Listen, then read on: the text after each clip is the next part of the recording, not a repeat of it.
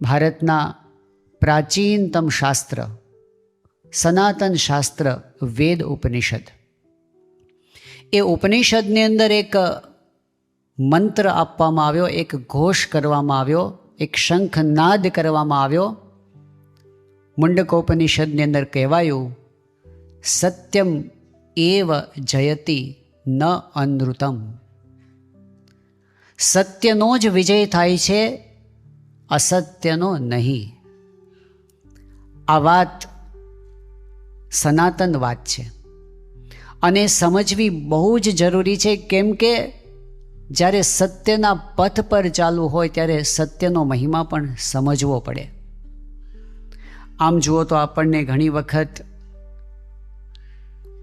સામાન્ય દ્રષ્ટિથી જોઈએ, વ્યાવહારિક દ્રષ્ટિથી જોઈએ, સંકુચિત દ્રષ્ટિથી જોઈએ, અથવા તો થોડાક સમયને આપણે સામે રાખીને ચાલીએ તો ભૂલા પડી જવાય એવું છે.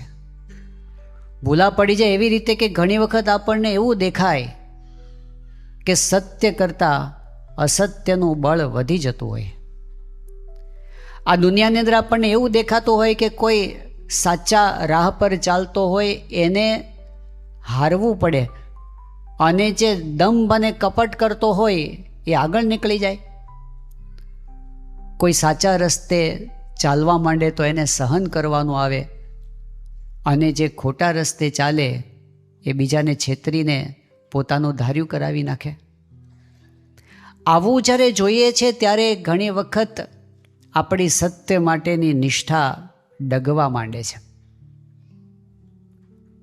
પરંતુ ના, સ્વામિનારાયણ ભગવાને વચનામૃતમાં કહ્યું છે, મધ્યનું 30મું વચનામૃત, કે આપણા શાસ્ત્રો સાચા છે અને શાસ્ત્રમાં કહ્યું હોય તે પ્રમાણે જ થાય છે. સત્યનો વિજય છે તો સત્યનો થાય જ છે. આપણે થોડી ધીરજ રાખવાની હોય છે. જો આપણા પૌરાણિક ઇતિહાસની સામું આપણે જોઈએ તો શ્રીમદ ભાગવતના સપ્તમ સ્કંદની કથા છે.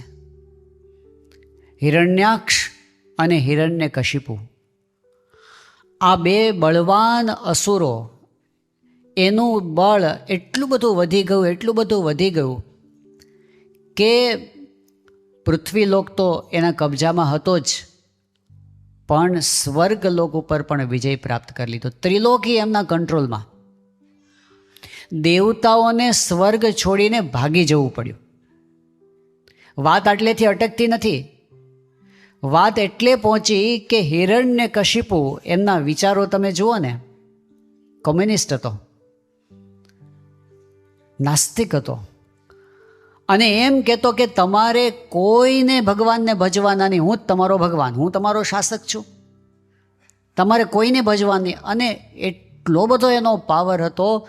એ સમયગાળાની અંદર એમણે પૃથ્વી પર વૈદિક ધર્મનું નામ નિશાન ન રહેવા દીધું. યજ્ઞ ન થવા જોઈએ, ભગવાનનું નામ સ્મરણ ના થવું જોઈએ, કોઈ શાસ્ત્ર રહેવા ના જોઈએ. એવું લાગ્યું એ વખતે કે જાણે ધર્મનો મૂળમાંથી નાશ થઈ ગયો આ પૃથ્વી પરથી. પણ છતાંય ફરી પાછો ધર્મનો ઉદય થયો. આ સનાતન ધર્મના પાયા એટલા મજબૂત છે, આ એટલા સત્યના પાયા ઉપર રચાયેલો ધર્મ છે કે ફરી વખત પાછો ધર્મ ઊભો થયો. ફરી વખત હિરણ્યકશિપુ ગયો, પણ વૈદિક ધર્મ એવો ને એવો રહ્યો. થોડાક નજીક આવીએ તો રામાયણના કાળની અંદર રાવણનું કેટલું બધું ચાલ્યું. સીતાજીનો કોઈ વાંક નહોતો, છતાં પણ એમને વાંક વગર કેટલું સહન કરવાનું થયું.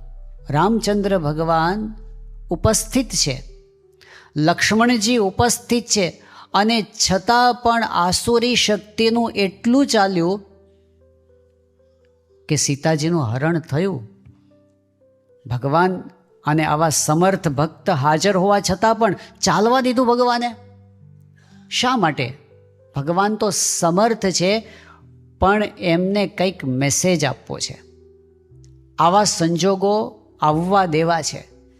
એમને કોક વખત ધર્મ અને કોક વખત અધર્મનું બળ વધઘટ કરવું હશે, કંઈક બેલેન્સ કરવા માટે. પણ અલ્ટિમેટલી સાચી વસ્તુ છે એનો વિજય થાય છે. તે વખતે એવું લાગતું હતું કે રાવણનું ધાર્યું થયું અને રામનું ધાર્યું ન થયું, પણ અંતે રામ રાજ્ય સ્થપાયું અને સત્યનો વિજય થયો. હજી થોડાક નજીકના કાળની અંદર આવીએ. વસુદેવ અને દેવકી, શું વાંક હતો એમનો? ભગવાને એને ત્યાં અવતાર લેવાનું નક્કી કર્યું હતું, પણ કંસ એની આસુરી શક્તિ કેટલું ચાલ્યું એનું. વસુદેવ અને દેવકીને સાચા માર્ગે ચાલવાવાળાને જેલમાં પુરાવવું પડ્યું. અને કેટલી હદ સુધી કષ્ટો આવ્યા. કોઈ પણ માતા હોય એના માટે એનાથી વધારે દુઃખદ ઘટના કઈ કહેવાય કે એના 7 સંતાનોને જન્મતા વેત એની નજર સામે મારી નાખવામાં આવે. દેવકીજીના નસીબમાં એ આવ્યું. એવું લાગ્યું કે ન ચાલ્યું. ભગવાનને પણ જન્મતા વેત જતા રહેવું પડ્યું દૂર. આસુરી શક્તિ બળવાન થઈ ગઈ એવું લાગ્યું. પણ અંતે સત્યમેવ જયતી ન અનૃતમ. પાંડવો અને કૌરવોની બાબતમાં જુઓ, એવું લાગ્યું કે કૌરવો ખોટા હતા તો પણ એ જીતતા જ ગયા. દ્યુત રમવા માટે ગયા, જુગાર રમવા માટે ગયા, કૌરવો જીતી ગયા. દ્રૌપદીને સહન કરવાનો વારો આવ્યો. ફરી વખત રાજ્ય એ લોકોએ આપી દીધું. ફરી વખત જુગાર માટે નિમંત્રણ આપ્યું. યુધિષ્ઠિર ફરી વખત ગયા, ફરી વખત હારી ગયા. જે સાચા હતા, જે ભગવાનના આશ્રિત હતા એવા પાંડવોને દ્રૌપદી સાથે વનમાં ભટકવાનું થયું. અને પહેલાં દુર્યોધન, દુશાસન એ બધા ભાઈઓ જલસા કરતા હતા રાજમહેલમાં. 3 તો વનવાસ આવ્યા છે પાંડવોના જીવનમાં. જન્મ જ જંગલમાં થયો છે પાંડવોનો. લાક્ષાગૃહનું દહન કરો તે વખતે જંગલમાં ભટકવાનું થયું છે, અને આ જુગાર માર્યા પછી 3જી વખત વનમાં ફરે છે. યુદ્ધનો નોબત આવીને ઊભી રહી. કૃષ્ણ ભગવાન પોતે સમજાવવા માટે ગયા, દુર્યોધન ન માન્યો. યુદ્ધ તો થશે જ એવું થયું. જ્યારે બંને પક્ષ પોતપોતાની સેનાઓને મજબૂત કરતા હતા તે વખતે ઝાઝા લોકો કૌરવોના પક્ષે જોડાયા. જો પાંડવોના પક્ષે 7 અક્ષૌહિણીની સેના, કૌરવોના પક્ષે 11 અક્ષૌહિણી સેના. મોટી સેના એના પક્ષે, ઝાઝા રાજાઓ ત્યાં જોડાયા. અને એમાં પણ જે મોટા મોટા મહારથીઓ હતા, જે એ વખતના ટોપ હતા, ભીષ્મ પિતામહ તો કે કૌરવોના પક્ષે. આ બધાને ધનુર્વિદ્યા શીખવનાર દ્રોણાચાર્ય તો કૌરવોના પક્ષે. કર્ણ કૌરવોના પક્ષે. અશ્વત્થામા, કૃપાચાર્ય, આ બધા મોટા મોટા એના પક્ષે. અરે કપટ કરીને પણ કેવી રીતે અસત્ય આગળ આવી જતું લોકોએ જોયું. પાંડવોના મામા હતા શલ્ય, મદ્ર દેશના રાજા હતા, માદ્રીના ભાઈ હતા, સહદેવ અને નકુલના મામા થાય. એક અક્ષૌહિણી સેના લઈ અને પાંડવોને મદદ કરવા માટે આવતા હતા શલ્ય પોતે. પણ મોટું સૈન્ય લઈને આવતા હોય, વચ્ચે વચ્ચે ક્યાંક મુકામ તો કરવો પડે, પડાવ તો નાખવો પડે. દુર્યોધને એવી હોશિયારી કરી કે જ્યાં જ્યાં એ પોતે પડાવ નાખતા હોય ત્યાં ત્યાં આખા સેનાની બધી વ્યવસ્થા એ પોતે કરી આપે. એના માટે તંબુ બનાવી આપે, એના માટે ખાવા પીવાની વ્યવસ્થા કરી આપે, એના માટે સરભરા કરી આપે. એટલી સારી સેવા કરી, એટલી સારી સુવિધા આપી, એટલી સારી રીતે એને સાચવ્યા. શલ્ય ખુશ થઈ ગયા કે કોણ આપણી આટલી સારી વ્યવસ્થા કરે છે. તો દુર્યોધન હાજર થઈ ગયો કે આ તમારો સેવક. શલ્ય રાજી થઈ ગયા કે તમે અમારી આટલી સેવા કરી તો અમે તમારા માટે શું કરીએ. દુર્યોધનને આટલું જ જોતું હતું. એ કે તમે અમારા પક્ષમાં આવી જાઓ. વચનથી બંધાઈ ગયા હતા. શલ્ય આવતા હતા પાંડવોને મદદ કરવા માટે, પણ પોતાના જ ભાણિયાઓની સામેના પક્ષે એને લડવું પડ્યું. કપટ જીતી ગયું, અસત્ય આગળ નીકળી ગયું એવું લાગ્યું આપણને એ વખતે.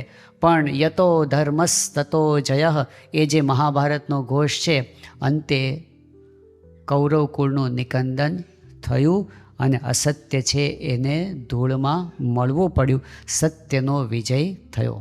પણ વચ્ચેનો જે ગાળો હોય છે ને એમાં કસોટી થતી હોય છે.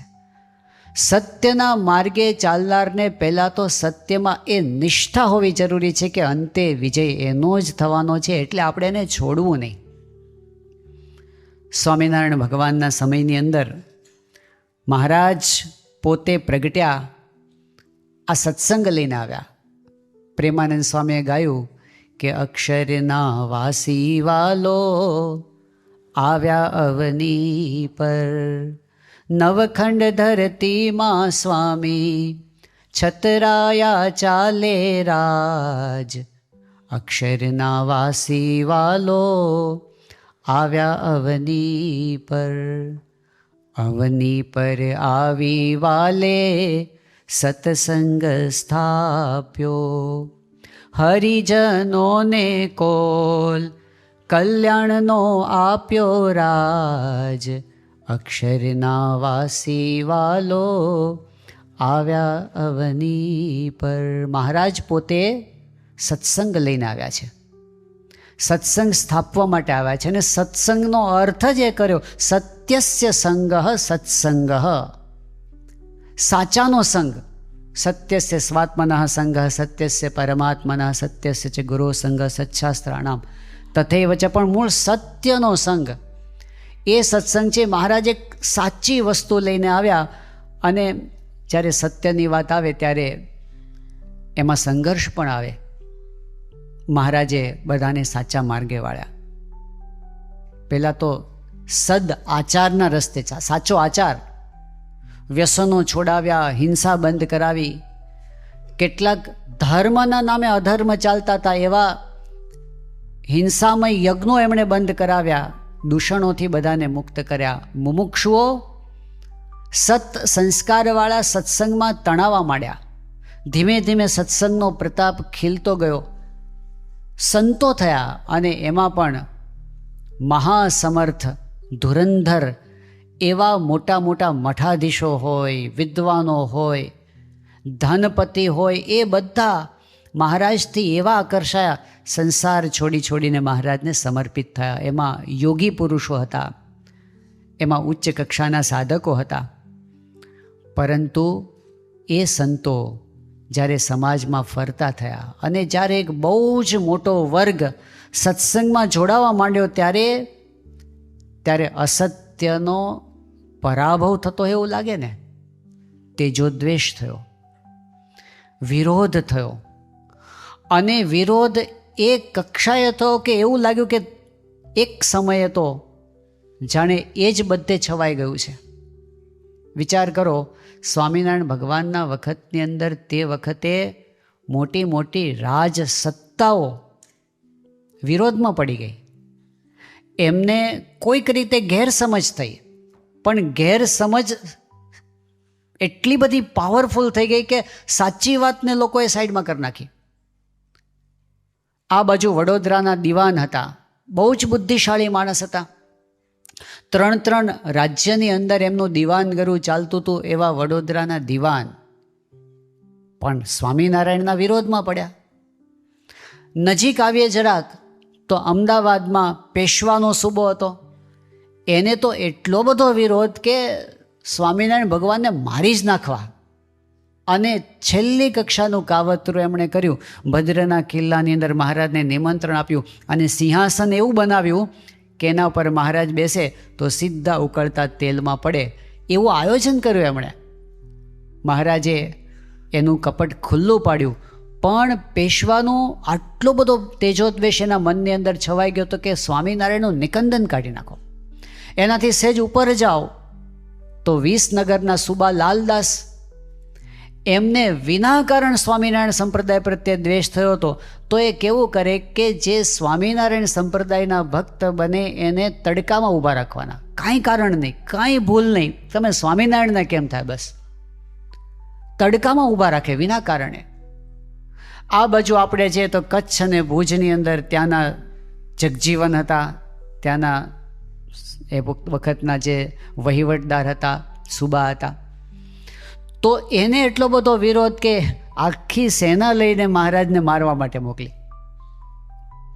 જરા આ બાજુ આવીએ જુનાગઢ બાજુ, તો ત્યાં જુનાગઢના જે દીવાનો હતા એને વિરોધ, એટલી હદ સુધી વિરોધ આવી ગયો કે મંદિરના પાયા ઉખાડીને ફેંકી દેવા એવો પ્રયત્ન થયો છેલ્લી કક્ષા સુધીનો. જરાક એનાથી નજીક આવ્યા આપણે તો ભાવનગરના વખતસિંહ બાપુ અને પછી વજયસિંહ બાપુ, 2 પેઢી મહારાજના વખતમાં આવી હતી. એમણે પણ પ્રયત્ન કરેલો. લાડુદાન ગઢવીને મોકલનાર હતા વખતસિંહ બાપુ કે જાઓ સ્વામિનારાયણનું ઉઘાડું પાડો તમે, આ કંઈક ચાલે છે, અમારા તંત ચાલે છે અમારા રાજ્યની અંદર ગઢડામાં. અને દાદા ખાચરના ખળા ઉપર ચોકી બેસાડી દેવી, ખળામાં અનાજ હોય છતાં પણ ઘરમાં દાણો ન આવે એવી વ્યવસ્થા કરાવનાર વજયસિંહ બાપુ હતા. એમના તરફથી આરબની બેઠક હતી. એમાં એનો વાંક હોય કે ન હોય, એમને કોકે કાન ભંભેરણી કરી હતી, પણ ભંભેરણી કરવાવાળાનું ચાલ્યું, વાત એમ છે. હજી વધારે નજીક આવે તો ભડલીનો ભાણ ખાચર વિરોધમાં હતા. હજી વધારે નજીક આવીએ તો તળ ગઢડામાં જીવા ખાચર. આ બધી સત્તાઓ હતી એ વખતે, સત્તાઓ. અને એ બધાએ પોતાની પૂરી શક્તિ રેડી હતી સત્યની સામે, સત્યને ઉખેડી નાખવા માટે. પરમહંસોનો વિચાર કરો. એ વખતે કીડી જેવા જીવને પણ ડૂબવે નહીં એવા આ નિર્મળ સંતો, એમનું જીવન, એમનું ત્યાગ, એમનું સમર્પણ, એમની ભક્તિ, એનો જોટો જડે તેમ નથી એવા એ પરમહંસો. પણ એ પરમહંસોને ઓછું સહન કરવાનું નથી આવ્યું, બિકોઝ એ સ્વામિનારાયણના થયા. એમને માર સહન કરવા પડતા, તુંબડા તોડી નાખતા. ભિક્ષા માગવા જાય તો ભિક્ષા તો ન આપે, જે ભેગી થયું એને ધૂળમાં નાખી દે. ઉપવાસ પડતા, એમના નિયમમાં ભંગ થાય એવા પ્રયત્નો કરવામાં આવતા. આટલેથી વાત નથી અટકતી. મારવામાં આવતો એટલે કેટલી હદ સુધી ઇતિહાસની અંદર બધા પ્રસંગો નોંધી શકાયા નથી. પણ હીરાદાસ નામના એક પરમહંસ હતા. મહારાજના વખતમાં મહારાજે પરમહંસો માટે અમુક આકરા પ્રકરણો ચલાવેલા. તો કોઈક સંત એવા પણ હોય કે જે પોતે મહારાજ પ્રત્યે નિષ્ઠા જબરજસ્ત હોય, પણ બહુ કડક નિયમો આવે ને. મહારાજે તો કેટલા કડક નિયમો, ખટરસના નિયમ આપ્યા હતા. ગળ્યું નહીં, ખાટું નહીં, ખારું નહીં, તીખું નહીં, કડવું નહીં, તુરું નહીં, તેલ નહીં, ઘી નહીં, દૂધ નહીં, જેમાંથી સત્વ મળે એવું કાંઈ નહીં ખાવાનું, ભિક્ષા માગવાની, જે કાંઈ ભેગું થાય એ તળાવમાં ઝબકોળવાનું, કૂચો થઈ જાય પછી એમાંથી એક કાચલી ખાવાનું. રતાંધળા થઈ ગયા હતા કેટલાય સંતો. મહારાજે બહુ આકરી કસોટી એ બધા સંતોની કરેલી. એમાં કેટલાકને આ આકરા નિયમ પાળવા અઘરા પડી ગયા હતા. એટલે પછી એવા કેટલાક હતા કે જે પોતે આમ મહારાજના જ ભજન કરતા, પરંતુ મહારાજે કીધું તમે આ સમુદાયમાં નિયમ નથી પાળી શકતા તો તમે આઉટ, વિમુખ. તો એકલા ફરતા, એને એકડમલ કહેવામાં આવતું મહારાજના વખતમાં. આવા જે એકલા ફરીને ભજન સ્વામિનારાયણનું, જીવમાં નિષ્ઠા સ્વામિનારાયણ ભગવાનની, એના સિવાય બીજું કાંઈ નહીં, પણ એકડમલ થઈને ફરતા. એવા આ હીરાદાસ ધ્રાંગધ્રા બાજુ ગયા હતા. અને એ વખતે એક ગામના ચોરાની અંદર એમણે રાત્રિ નિવાસ કર્યો હતો. બીજા કેટલાક એ વખતે ભેગા થયા હશે, બીજા બાવાઓ ત્યાં.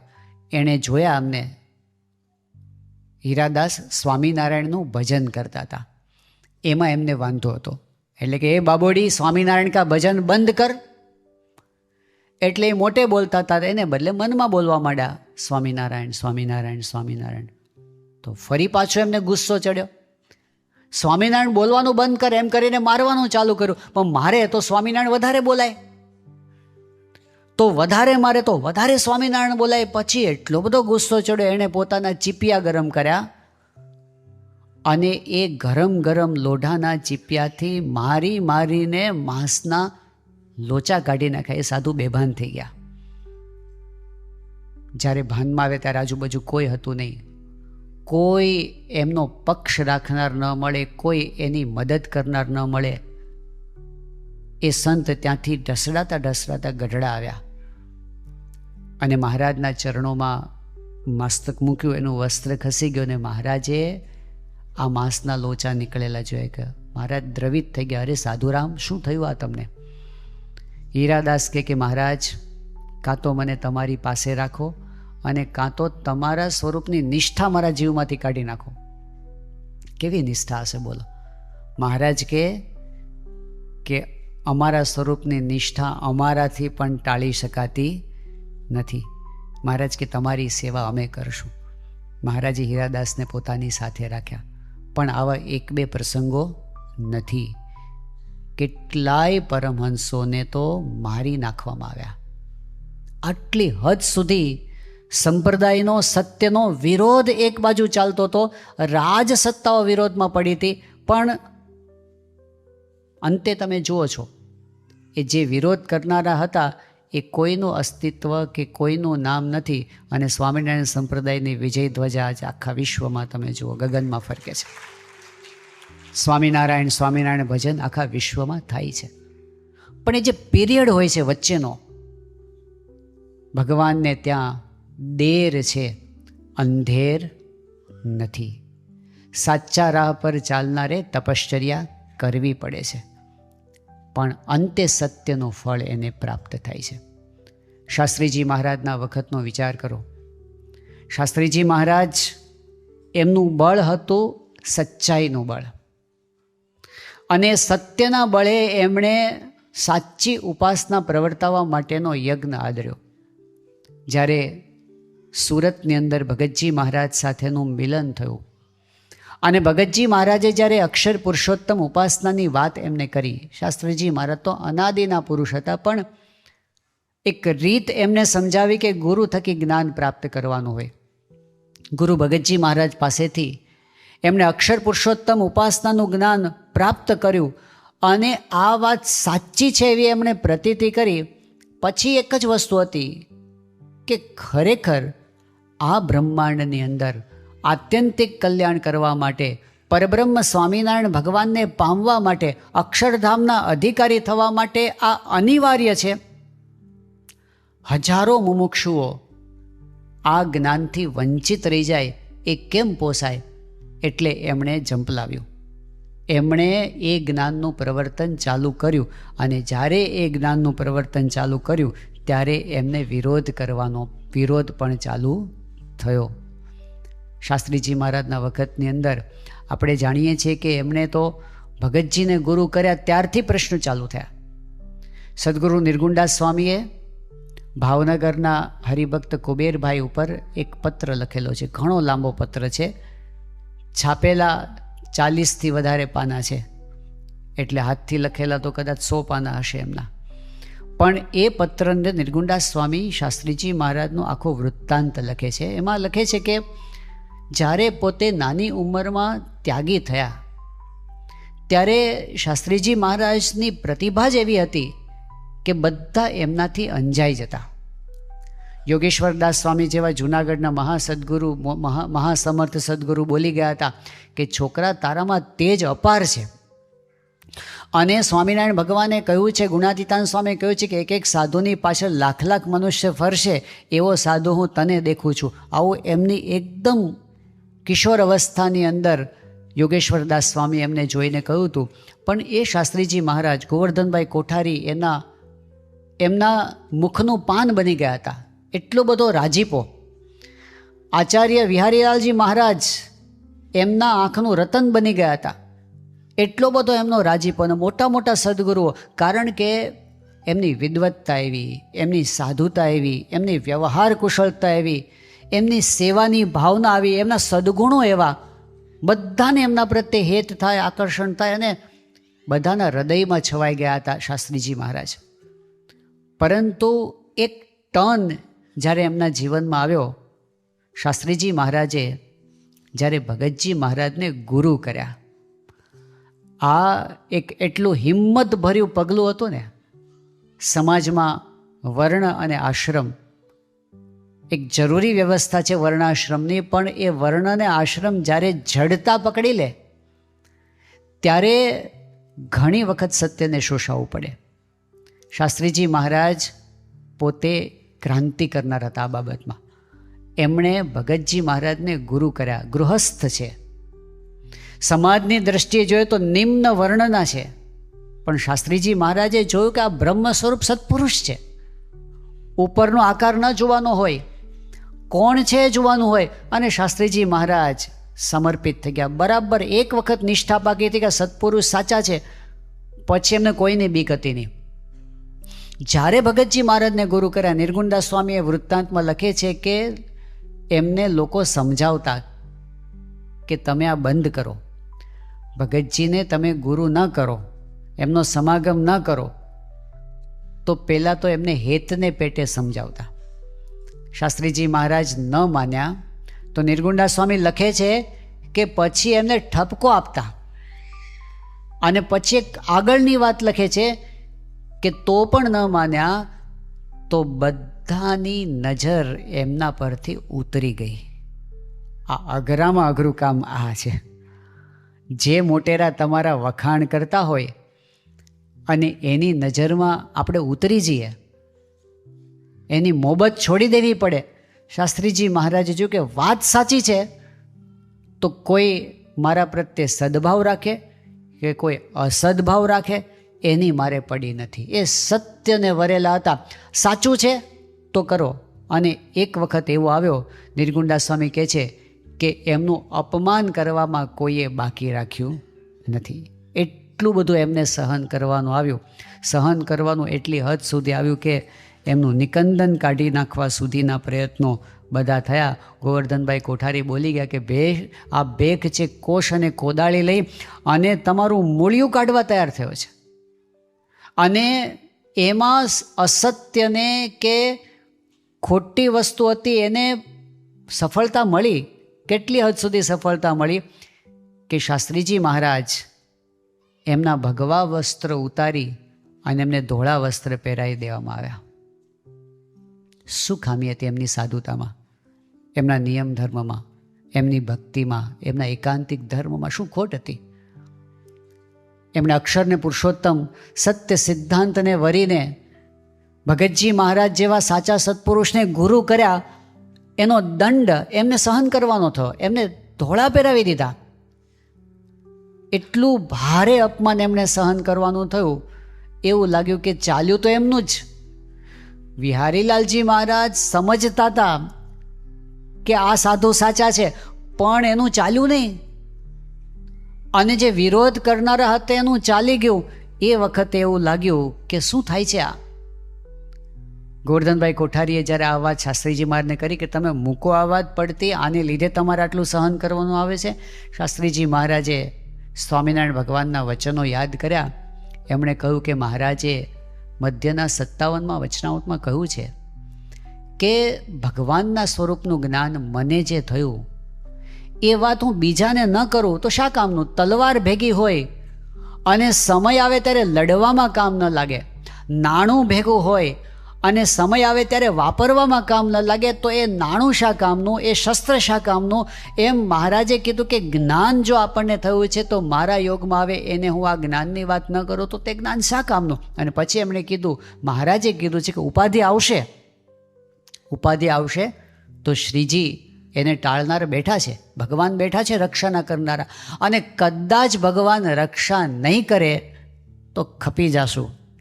ભગવાનનું જ્ઞાન પ્રવર્તાવવા માટે કદાચ દેહ પડી જાય તો ભલે પડી જાય.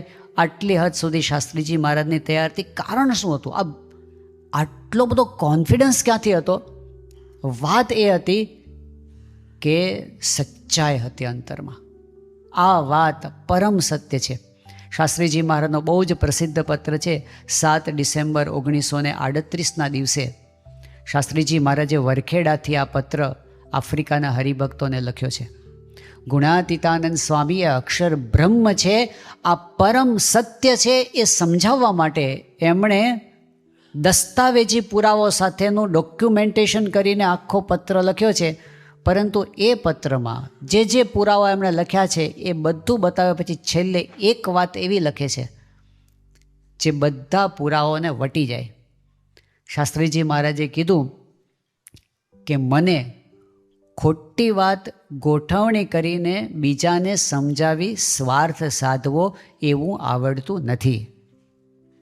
મને ખોટી વાત બીજાને સમજાવી દેવી, સ્વાર્થ સાધવો ગોઠવણી કરવી એવું મને આવડતું નથી. પછી કહે છે અસત્યમાં ઘણું પાપ છે. ભાગવતમાં કહ્યું છે ન અસત્યાત પરમ પાપમ. પૃથ્વીએ કહ્યું છે કે બધા પાપી પુરુષોનો ભાર હું સહન કરી શકું છું, પણ અસત્ય બોલનારનો ભાર સહન કરી શકતી નથી.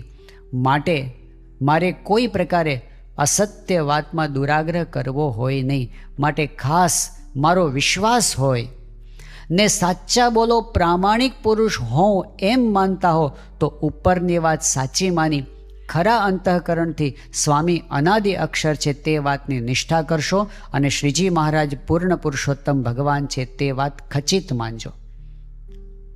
શાસ્ત્રીજી મહારાજ કહે છે કે મને તમે સાચા બોલો પ્રામાણિક માણસ માનો છો કે નહીં? આ દુનિયામાં સજ્જન માણસ ખોટું ના બોલે. શાસ્ત્રીજી મહારાજ કેવી એમની સાધુતા, કેવો એમનો પ્રતાપ, બધાને ખુલ્લી આંખે દેખાય. શાસ્ત્રીજી મહારાજનું જીવન. ગોવર્ધનભાઈ કોઠારી ભલે અક્ષર પુરુષોત્તમ ઉપાસનાના પ્રવર્તનનો વિરોધ કરતા હોય, પણ શાસ્ત્રીજીમાંની સાધુતાનું પ્રમાણ આપતા. એમની કથામાં બેસતા. અને જ્યારે કોઈએ કીધું કે તમે કેમ એમની કથામાં બેસો છો, ત્યારે ગોવર્ધનભાઈ કોઠારી કહેતા કે વડતાલના 2000 ત્યાગી છે, એમાં શાસ્ત્રી યજ્ઞ પુરુષદાસ જેવો ધન અને સ્ત્રીનો ત્યાગી મેં બીજો કોઈ જોયો નથી. એટલે એની વાતો મને સાકરના કટકા જેવી લાગે છે. સચ્ચાઈ, એમની સચ્ચાઈ બધાના હૃદયને ભેદી નાખે તેવી હતી. એટલે કોઈ દિવસ એમણે પાછા પગલાં ભરવાના થયા નહીં. પોતાની 85 વર્ષની ઉંમરે જ્યારે પ્રમુખ સ્વામી મહારાજને શાસ્ત્રીજી મહારાજે ધર્મધુરા સોંપવાનું, પ્રમુખ પદ આપવાનું નક્કી કર્યું, તે વખતે કેટલાક જૂના હરિભક્તો, પીઢ હરિભક્તો, જેને સત્સંગનું મમત્વ હતું એવા હરિભક્તો, એમણે શાસ્ત્રીજી મહારાજ પાસે વાત કરી કે સ્વામી, આ નારાયણ સ્વરૂપદાસજીની ઉંમર તો નાની છે અને તમે જરા વિચાર કરો તો સારું. એમાં કોઈ વળી એવું કીધું શાસ્ત્રીજી મહારાજને કે સ્વામી, એવું ન થાય કે અત્યારે ઉતાવળ થઈ જાય ને પાછળથી પસ્તાવું પડે. એ વખતે શાસ્ત્રીજી મહારાજ પોતે બોલ્યા હતા, મેં મારા જીવનમાં એક પણ કાર્ય એવું નથી કર્યું કે મારે ક્યારેય પસ્તાવું પડે. આ એક વચન છે ને, એ શાસ્ત્રીજી મહારાજને જીવનને સમજવા માટે કાફી છે. 85 વર્ષની ઉંમર સુધી એક પણ વખત જેને પસ્તાવું ના પડ્યું હોય. આજે આપણે દિવસમાં કેટલી વાર પસ્તાવું પડે છે. બોલ્યા પછી એવું થાય કે ન બોલ્યા હોત તો સારું હતું, અને જમ્યા પછી એવું થાય કે માપનું ખાધું હોત તો સારું હતું, સવારે ઉઠ્યા પછી એવું થાય કે જરા વહેલા ઉઠ્યા હોત તો સારું હતું. ઘણીવાર ન બોલ્યા પછી એમ થાય કે બોલવા જેવો હતો ન બોલ્યા. કેટલી બધી વખત આપણને એમ થાય છે કે આ કરવા જેવું હતું ને તે ન થયું, ને ન કરવા જેવું હતું તે થઈ ગયું.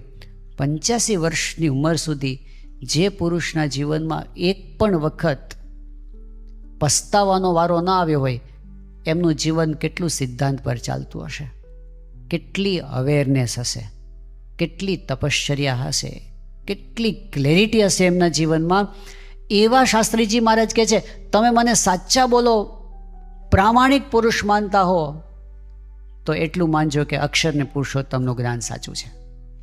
શાસ્ત્રીજી મહારાજ આવા સિંહ પુરુષ હતા. અને એટલે તમે જુઓ, શાસ્ત્રીજી મહારાજની સાથે એ વખતે જ્યારે શાસ્ત્રીજી મહારાજ જ્યારે વડતાલની બહાર પગ મૂક્યો, એમની પાસે કોઈ ભૌતિક બળ તો હતું જ નહીં.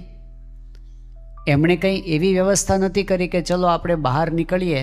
નહીં, પેલી રાજાની કથા આવે છે કે 5 વર્ષ પૂરા થાય ને રાજાને, એટલે પછી એને જંગલમાં મૂકી આવવાનો, પછી નવો રાજા લાવવાનો. જંગલમાં બધા જંગલી પશુઓ એને ખાઈ જાય. એટલે જેટલા રાજાઓને 5 વર્ષ પૂરા થઈને બધા રડતા રડતા જ જતા હોય, કારણ કે એને ખબર છે હવે મારે જંગલમાં જવાનું. આવો એ રાજ્યનો રિવાજ હતો. પણ એક રાજા હતો અને એ હસતો હસતો જતો હતો. બધાએ કીધું કે કેમ? એ કે મેં 5 વર્ષ અહીં કાંઈ કર્યું નથી, ત્યાં ઊભું કરી દીધું છે. એટલે મારે તો મોટું રાજ્ય ભોગવવા માટે જવાનું છે. આ એક વાર્તા છે. પણ શાસ્ત્રીજી મહારાજે એવું નહોતું કર્યું કે ચલો આપણે એક આપણી પ્રોપર્ટી બનાવી દઈએ, આપણે કંઈક આપણું કંઈક સ્થાન બનાવી દઈએ અને પછી આપણે અહીંથી ત્યાં નીકળશું. શાસ્ત્રીજી મહારાજ નીકળ્યા છે ત્યારે એમની પાસે એક નયો પૈસો નથી, 1 ઇંચ જમીન નથી, એમની પાસે ખાવાનું નથી. અરે 3-4 દિવસના ઉપવાસ પછી નીકળ્યા છે શાસ્ત્રીજી મહારાજ, અને પારણાની ખીચડી ક્યાં ખાશે ખબર જ નથી, કાંઈ જ સાથે નથી. જોડીના પુસ્તકો પણ ભેગા લેવા દીધા નથી. એમનેમ હાથે પગે શાસ્ત્રીજી મહારાજ બહાર નીકળ્યા છે. અને ખબર છે કે જે વખતે હું આ દરવાજાની બહાર પગ મૂકીશ પછી ઘણી બધી મોટી શક્તિ, જેટલા રિસોર્સિસ છે બધા વિરોધ કરવા માટે કામ લાગી જવાના છે. આ એમને ખબર હતી. પણ કેટલો કોન્ફિડન્સ હતો એ વખતે. પોતે હરિકૃષ્ણ મહારાજ પાસે જઈને ઊભા રહ્યા કે મહારાજ, આપનો સિદ્ધાંત પ્રવર્તાવવા માટે આપની ઈચ્છાથી અમે બહાર નીકળીએ છીએ, તો આપ અમારી સાથે રહેજો. બસ ભગવાન સાથે હતા, ધર્મ સાથે હતો, સિદ્ધાંત સાથે હતો. અને બહાર નીકળ્યા અને સામેથી ગાય આવી. શાસ્ત્રીજી મહારાજ કંઈ સુકન થયા. નહીંતર આવા સમયે થાય કે હવે હાશ બચા, એવું થાય ને. એમને પોતાના જીવની પરવાહ નહોતી. એ સત્ય માટે બહુ મોટું કામ કરવા માટે નીકળ્યા છે એ વાત એમના હૃદયમાં હતી. અને એટલે પોતે ત્યાંથી નીકળ્યા. આપણે શાસ્ત્રીજી મહારાજને જોઈએ છે. અને બહાર નીકળ્યાને તે વખતે એમની પાસે એવી ચોઇસીસ હતી કે પોતે પોતાનું જે ખરાબ કરનાર હોય એનો બદલો વાળી શકે. પોલીસ પટેલ કિશોરભાઈ આવ્યા અને એમણે કીધું કે સ્વામી મને નામ લખાવો ને ખાલી, બાકી હું પતાવી દઈશ. શાસ્ત્રી મહારાજ કે અમારે કોઈના માટે કોઈ ફરિયાદ નથી. સત્યની વાત. એમણે કોઈ ખોટો રસ્તો પણ લીધો નહીં. અને શાસ્ત્રીજી મહારાજ પોતે બહાર નીકળ્યા સત્યને સાથે લઈને. એમને વિશ્વાસ હતો એટલે શાસ્ત્રીજી મહારાજની સાથે જે નીકળ્યા એ જો તમે કેવા હતા. કોઠારી જેઠા ભગત મુંબઈ મંદિરના કોઠારી હતા. અને મુંબઈની જાહો જલાલી એનું સત્તા મૂકીને કોઠારી જેઠા ભગત શાસ્ત્રીજી મહારાજની સાથે બહાર નીકળ્યા, જે પાછળથી નિર્ગુણદાસ સ્વામી થયા. કોઠારી મહાપુરુષદાસ સ્વામી જે હતા એ કોઠારી બેચર ભગત, ગોવર્ધનભાઈ કોઠારીનો જમણો હાથ કહેવાય, મોટી સત્તાવાળા હતા. પણ એ શાસ્ત્રીજી મહારાજની સાથે બહાર નીકળી ગયા, જે મહાપુરુષદાસ સ્વામી પોતે પાછળથી બન્યા. શાસ્ત્રીજી મહારાજની સાથે કોઠારી પ્રભુદાસ નીકળ્યા, કોઠારી શંકર ભગત, કોઠારી જીભાઈ એ તો જૂનાગઢ મંદિરના સર્વેશ્વર હતા. એ છોડીને નીકળી ગયા શાસ્ત્રીજી મહારાજ અક્ષર પુરુષોત્તમ માટે. આ વાત સાચી છે એના માટે, આ પુરુષ સાચા છે એના માટે. એને એવું નહોતું. નોર્મલી કોઈ વ્યક્તિ રાજકીય પક્ષ બદલતા હોય છે કેટલાક, નહીં, એક પાર્ટીમાંથી બીજી પાર્ટીમાં જાય. પણ શું કામ જાય? કે ભાઈ ત્યાં મને કંઈ મોટું પદ મળવાનું છે, એટલે એવી રીતે જાય ને કે ભાઈ અહીંથી મને શું વધારે મળવાનું છે. શાસ્ત્રીજી મહારાજે કોઈને એવી લાલચ નહોતી આપી કે તમે આવશો ને તો તમને મોટા કોઠારી બનાવીશું. અરે હજી તો એક મંદિર જ નહોતું તો કોઠારી છે ને. અહીં તો ભટકવાનું હતું, જોડી માગવાની હતી, ભિક્ષા માગવાની હતી, અપમાન સહન કરવાના હતા. પણ એમની સાથે એવા સિંહ પુરુષો નીકળ્યા જે કેવળ સત્યને વરેલા, કોઈ સ્વાર્થ માટે નહીં. નિર્ગુણદાસ સ્વામી એમની સચ્ચાઈ, શાસ્ત્રીજી મહારાજની સાથે જોડાયેલાની સચ્ચાઈ કેવી છે તમે જુઓ. એક પત્રની અંદર નિર્ગુણદાસ સ્વામીએ લખ્યું છે કે અમે કોઈ પક્ષાપક્ષીથી અગર કોઈને દબાવવા, અગર અભિમાને કરીને કરતા હોઈએ, અગર કોઈને પાછા પાડવા કરતા હોય, અગર વડતાલ કે ગરડાથી મોટા થવાના સબબથી કરતા હોય તો કોટાન કોટી પરમહંસોને માર્યાનું પાપ છે. વિચાર કરો, નિર્ગુણદાસ સ્વામી એ પોતે કેવા સોગંદ ખાય છે. એવા સોગંદ ખાય છે કે અમે આ જે અક્ષર પુરુષોત્તમ ઉપાસનાનું કામ કરીએ છીએ, આ બોચાસણનું મંદિર કર્યું, આ સારંગપુરનું મંદિર હવે પ્રતિષ્ઠિત થવાનું છે, આ જે અમે કામ કરીએ છીએ, આ કામની અંદર અમારા દિલની અંદર, મનની અંદર જો આવો ભાવ પડેલો હોય ને, અંદરનો ભાવ, કયો ભાવ? પક્ષાપક્ષીનો ભાવ, કોઈને દબાવવાનો ભાવ, કોઈને પાછા પાડવાનો ભાવ, કોઈને બદલો લેવાનો ભાવ કે બતાવી દઈએ તમને, એવું જો અમારા હૃદયના કોક ખૂણાની અંદર પણ જો આવું પડ્યું હશે ને તો અમે તૈયાર છીએ, પાપ માથે લેવા માટે તૈયાર છે. અને કેટલું પાપ? માણસને માર્યાનું પાપ હોય ને તોય કેટલું મોટું કહેવાય. આ તો પરમહંસને મારવાનું પાપ. અને એક પરમહંસ નહીં, 500 પરમહંસ નહીં, કોટાન કોટી પરમહંસોને મારીને જે પાપ લાગે ને એ પાપ અમારા માટે આવે જો અમારા હૃદયના કોઈ ખૂણાની અંદર પણ સહેજ પણ મલિન ભાવ હોય તો. કેટલી સચ્ચાઈ, અને સચ્ચાઈનો કેટલો કોન્ફિડન્સ. એટલે નિર્ગુણદાસ સ્વામી આગળ પોતે એક પત્રમાં લખે છે કે છેવટે કહું છું કે થોડા વખતમાં નિંદા કરનાર પણ આ જ્ઞાનને કબૂલ કરીને નમતા આવશે ને સૌ પગે લાગશે ને સાચે દેવળે ઘંટ વાગશે. કારણ આપણે કોઈ દિવસ માથું કાપી નાખનારનો પણ ત્રિકાળમાં અવગુણ છે જ નહીં. વિશ્વાસ કેટલો બધો છે કે એક દિવસ સાચા દેવળે ઘંટ વાગવાનો છે. કેમ? કારણ કે અમારા હૃદયની અંદર માથું કાપી નાખનાર હોય ને કોઈ અમારું, એનો પણ ત્રિકાળમાં અવગુણ નથી. બોલો, તો આ હૃદયની શુદ્ધિ તો જુઓ, આ પ્યોરિટી જુઓ. તમે કયા પાયા ઉપર આ ઉપાસના પ્રવર્તનનું કામ ચાલી રહ્યું છે? સચ્ચાઈ. જે સત્ય હોય છે ને એ નિર્ભય હોય છે. જે સત્ય હોય છે એ કોન્ફિડન્ટ હોય છે. સ્વામિનારાયણ ભગવાન પોતે સંઘ લઈને આણંદ પધાર્યા. સાથે સમર્થ પરમહંસો છે, સાથે બધા એમના પાર્ષદો છે, કાઠી દરબારો છે, બધા શસ્ત્ર સજ્જ મહારાજની સેવામાં. અને મહારાજનો પ્રવેશ થાય છે આણંદ શહેરની અંદર. તે વખતે કેટલાક લોકોએ, દ્વેષી લોકોએ ચડાવ્યા. સામાન્ય માણસો તો બિચારા ચડી જાય અને ચડાવ્યા કે સ્વામિનારાયણ ગામમાં આવશે તો ગામ બગાડશે, એટલે એમને ગામ બહાર કાઢો. તો લોકો તો ચડી ગયા. કોઈએ એમના ઉપર ધૂળ નાખી, કોઈએ એમના ઉપર છાણ નાખ્યું, કોઈ એમના ઉપર પથરા નાખ્યા આ સંઘ ઉપર અને મહારાજ ઉપર. તે વખતે સંતો સમસમી ગયા. એમને તો કંઈ આદેશ હતો, કંઈ કરાય નહીં. પણ પેલા જે દરબારો હતા એમના તો શસ્ત્રો હતા. અને જેવા તલવાર કાઢવા ગયા, મહારાજ કીધું ખબરદાર, શસ્ત્ર બંધ રાખો, કોઈએ કાંઈ કરવાનું નથી, ફક્ત સહન કરવાનું છે.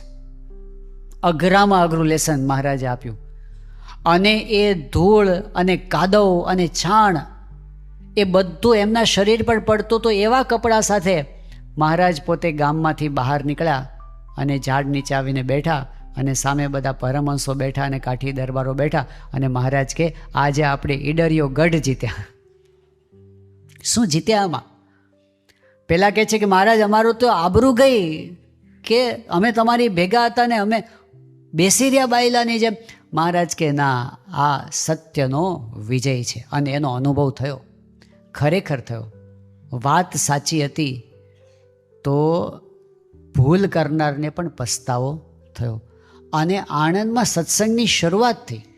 અને સત્સંગ વધતા વધતા એક સમય એવો વધ્યો કે જ્યારે દર વર્ષે જ્યારે ધર્માદો થાય અને આણંદથી ધર્માદો ભેગો થાય અને એના ગાડા ભરાય અને ગાડા જ્યારે વડતાલ મોકલવામાં આવે તો એટલી બધી લાંબી લાઈન થાય કે પહેલું ગાડું જ્યારે વડતાલ હોય ત્યારે છેલ્લું આણંદમાં હોય. આટલો સત્સંગ વધ્યો. એગ્રેસિવ નથી થતું. ક્યારે સત્ય હોય છે ને એ એગ્રેસિવ નથી થતું, ધીરજ હોય છે અને આત્મવિશ્વાસ હોય છે. આજે માણસ અકળાઈ કેમ જાય છે? કોન્ફિડન્સ નથી હોતો. એટલે જો સાચા છો તો એગ્રેસિવ ના થાઓ. સાચા છો, સાધુતાનો રાહ ન છોડો, ડર ન રાખો. ભલે કદાચ વચ્ચેના પીરિયડમાં એવું લાગે, પણ અંતે સત્ય એ સત્ય જ રહેવાનું છે. મહાન સ્વામી મહારાજનું એક બહુ જ સરસ વચન છે. 30 એપ્રિલ 2022ના દિવસે મહાન સ્વામી મહારાજ સુરતમાં પોતે બોલ્યા હતા. આ વચન વારંવાર મનન કરવા જેવું છે. એનું વાંચન કરીએ. મહાન સ્વામી મહારાજ કહે છે કે જુઓ, તમે બધાએ અનુભવ્યું છે કે સાચું એ સાચું અને ખોટું એ ખોટું. કેટલું સિમ્પલ વાક્ય છે, પણ કેટલી તાકાત છે એમાં. સ્વામી કહે છે સાચું એ સાચું અને ખોટું એ ખોટું. ગમે એમ કરીને મારી મચેડીને સાચું કરવા જઈએ એ રહે જ નહીં. અંતે તો ખોટું છે તે ખોટું જ ઠરવાનું છે. આપણે એક હોઈએ કે બે હોઈએ પણ વાંધો નહીં. અંતે લાંબા ગાળે પણ સાચું એ સાચું જ રહેવાનું છે અને એનું ફળ આપણને મળવાનું છે. અને ટોળા ભેગા થયા હોય પણ ખોટી વસ્તુ તે ખોટી જ ઠરવાની છે. પછી સ્વામી કહે છે કે ગમે એમ સંતાડે, બળ કરે, પણ ખોટું તો ખોટું જ રહેવાનું છે. તમે સાચા હો અને આખી દુનિયા તમને ખોટા પુરવાર કરી આપે પણ એ નહીં થાય. અને જો ખોટા હો અને તમે ગમે એટલું કરો, આખી દુનિયા તમારા પક્ષમાં રહે, સમર્થનમાં રહે, પણ ખોટું એ ખોટું જ રહેવાનું છે. સાચું એ સાચું રહેવાનું છે ને ખોટું એ ખોટું રહેવાનું છે. આ એટલી સરસ વાત છે કે આપણા મન પરથી બધો ભાર કાઢી નાખે, ટેન્શન કાઢી નાખે. કારણ કે આપણને ચિંતા બીજાને સમજાવવાની વધારે હોય છે કે આ સાચી વાત સમજે, પણ આપણે સાચી વાત પર ચાલતા જ રહીએ, ચાલતા જ દુનિયા સમજશે. કારણ કે અંતે સાચું એ સાચું જ રહેવાનું છે અને ખોટું એ ખોટું જ રહેવાનું છે. એટલે સત્સંગ, નિષ્કાન સ્વામીએ કેટલી સરસ વાત કરી દીધી. આ સત્સંગને જો એક શબ્દમાં, સત્સંગને જો મૂલવવો હોય એક વિશેષણમાં, તો હજારો વિશેષણ છે, પણ એમણે પસંદ કયું કર્યું કે સાચો મળ્યો છે સત્સંગ એને અચળ કરી. સત્સંગ જેવું સાચું દુનિયામાં કાંઈ નથી. એ સાચી વસ્તુને જો આપણે સાથે રાખીએ તો આપણો વિજય અને વિજય છે. એ સાચા સત્સંગની વાત આપણને નિષ્કુળાનંદ સ્વામીએ સમજાવી છે. એને વિશેષ આપણે હવે પછીના દિવસોમાં જોઈશું. શ્રી સ્વામિનારાયણ ભગવાનની